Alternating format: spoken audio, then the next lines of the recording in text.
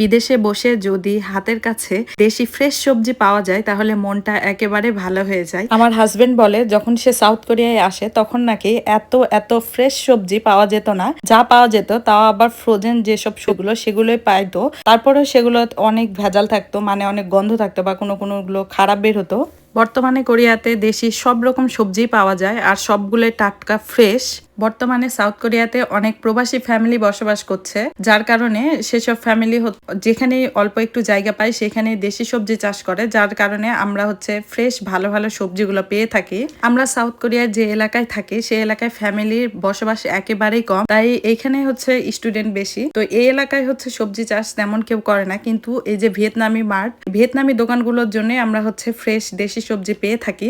আবার আমরা অনেক সময় যেসব বাংলাদেশি দোকান বা মার্ট আছে সেখান থেকেও অনলাইনে আমরা দেশি ফ্রেশ সবজি কিনে থাকি। কোরিয়াতে কিন্তু এই সবজিগুলো চাষ হয় একমাত্র গ্রীষ্মকালে, মানে সামারে। তাছাড়া উইন্টারে সবজি চাষ হয় না, কারণ উইন্টারে অনেক স্নো